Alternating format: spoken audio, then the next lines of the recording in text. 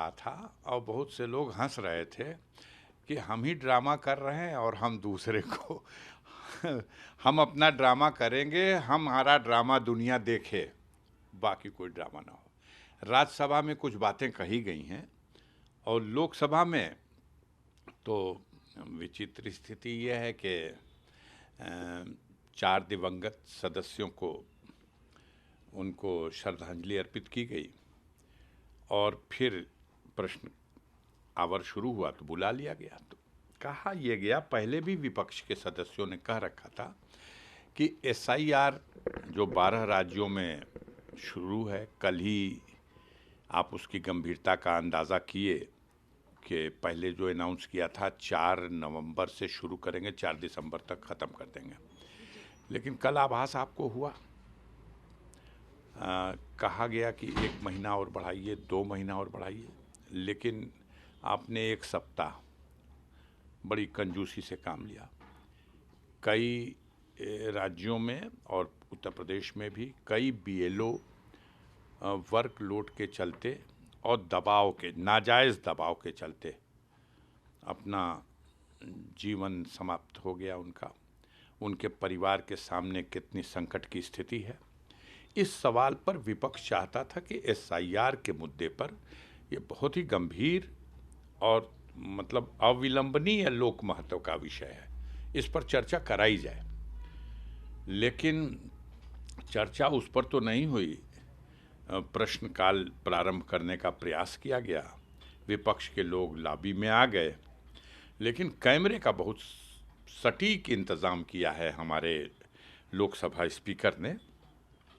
जो लोग फ्लोर पर हैं, प्रोटेस्ट कर रहे हैं, जो संसद सदस्य, उनकी संख्या 2-4 नहीं है, सैकड़ों में है, लेकिन एक भी कैमरे में दिखेगा नहीं और एक की भी आवाज़ भी नहीं सुनी जाएगी, न उनका मुद्दा क्या है इस पर कोई बात आएगी। हाँ, सीट से जैसे एक मास्टर अपने बच्चों को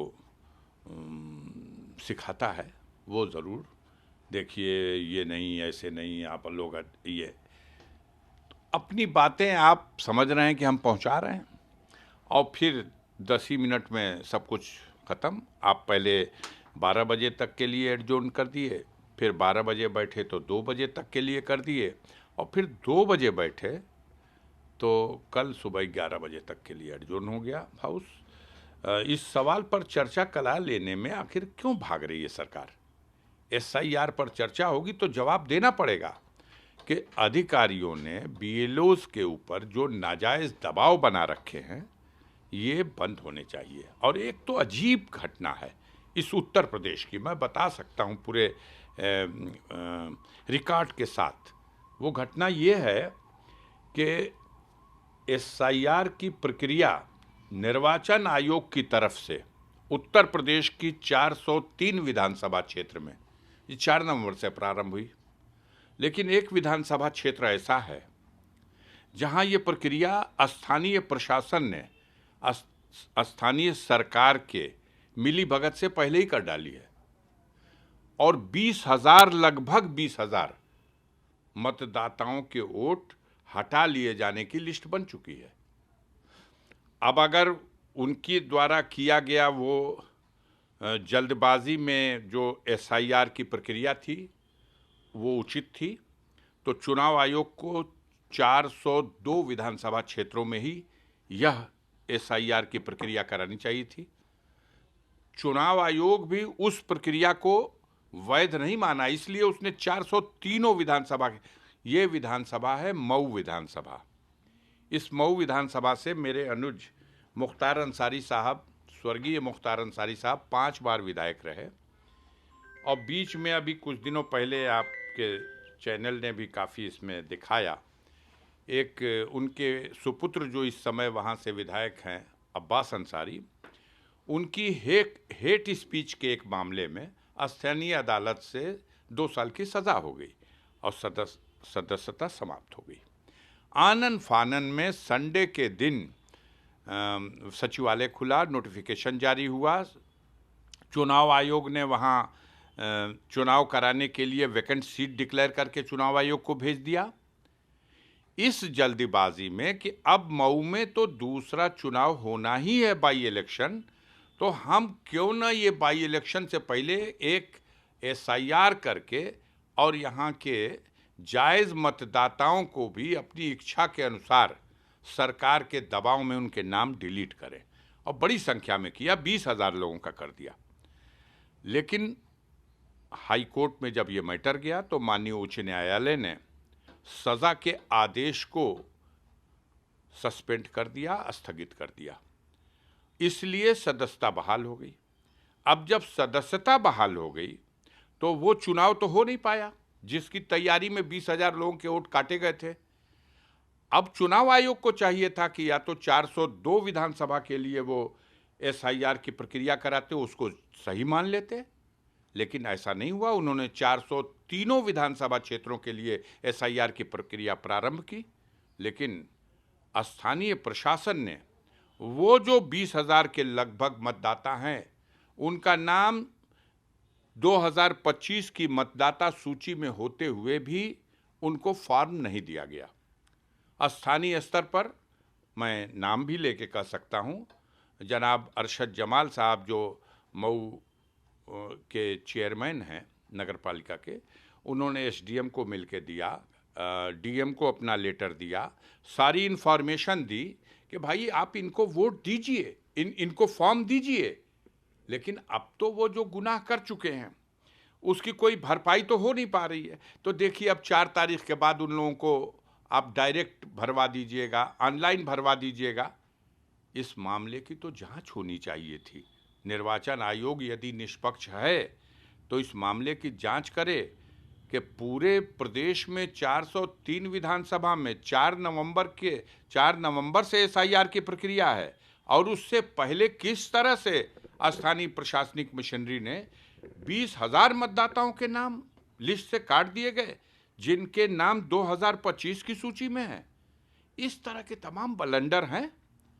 वहाँ के सांसद हैं राजीव राय जी, उन्होंने नोटिस दिया था आज उस पर बहस करने के लिए, तो भाग रहे हैं। बहस से भागेंगे और करा रहे हैं।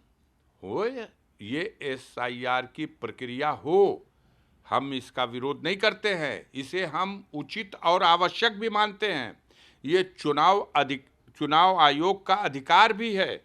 चुनाव आयोग पे जो उंगली उठ रही वो इस बात के लिए उठ रही है कि ये जो मौजूदा निर्वाचन आयुक्त के पद पर बैठे हुए तीनों महानुभाव हैं, इनकी नियुक्ति जो नया कानून हमने बनाया था उस नए कानून के तहत प्रधानमंत्री और उनके मंत्रिपरिषद का एक उनका कोई चहेता मंत्री, इन 2 लोगों ने और एक प्रतिपक्ष के नेता ने, 3 ने मिलकर इनका चयन किया। तो सीधी सी बात है, ये तीनों लोग किनके द्वारा चुने गए हैं ये तो कोई भी जानता है।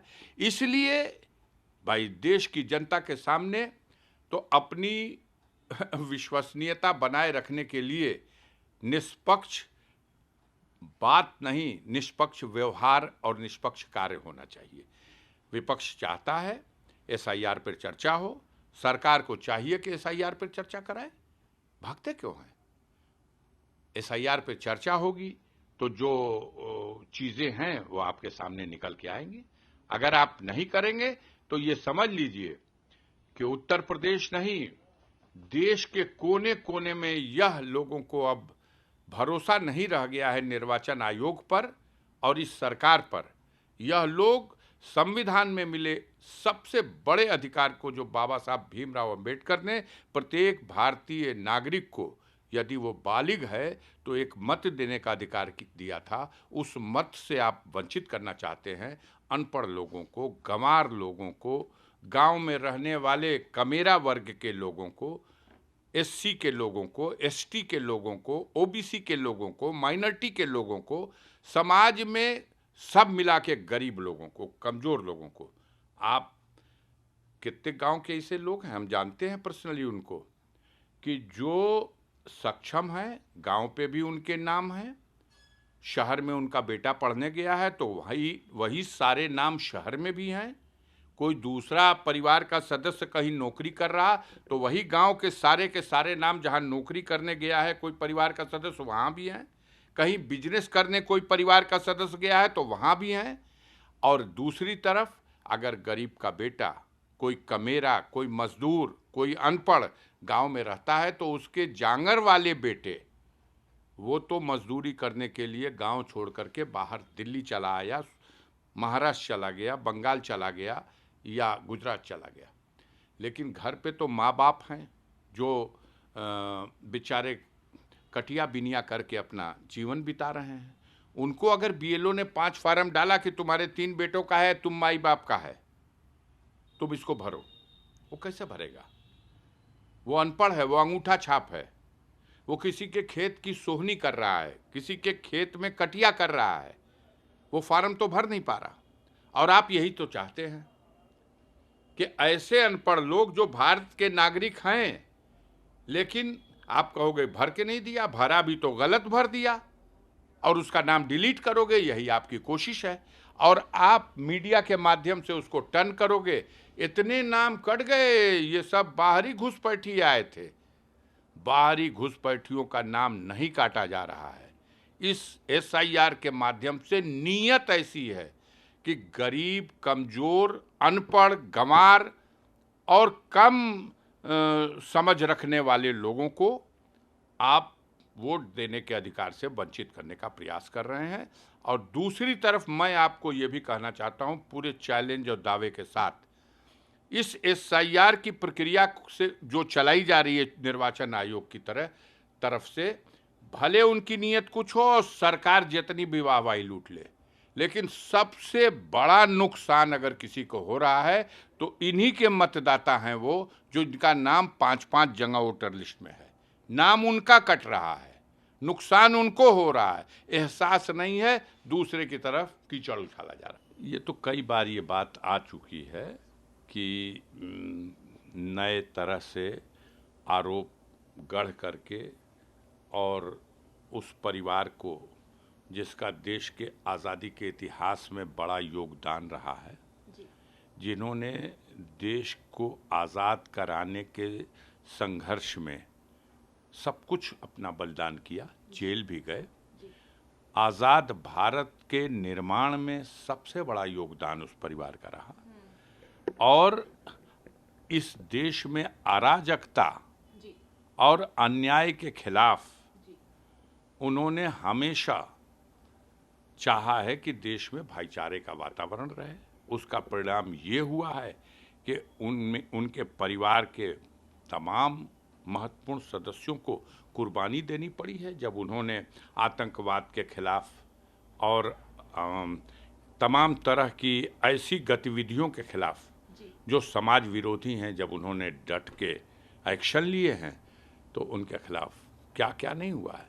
उसी परिवार से श्रीमती इंदिरा गांधी जी थी, 1984 में उनकी हत्या हुई, वो पूर्व प्रधानमंत्री थी। उसी परिवार के राजीव गांधी जी भी थे, राजीव गांधी जी की हत्या हुई। लिट्टे की टीम ने किस तरह से उनकी हत्या की है।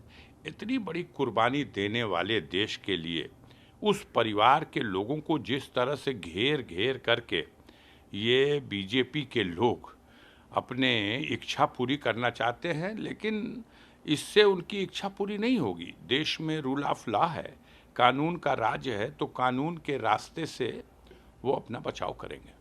सर, आखिरी सवाल है, मलिक के खतरनाक लोग बैठे हुए हैं। जब स्ट्रे डॉग की बात आई तो उन्होंने कहा कि बाहरी कुत्तों की आप बात करते हैं, आपके खुद के सदन में दोनों बहुत खतरनाक लोग बैठे हुए हैं। दोनों तरफ, विपक्ष को भी बोला और अपने पक्ष को भी कहा। बहुत सीनियर नेता हैं, राष्ट्रीय पार्टी के राष्ट्रीय अध्यक्ष हैं। मैं टिप्पणी नहीं करना चाहूँगा उनके किसी वक्तव्य पे। जी,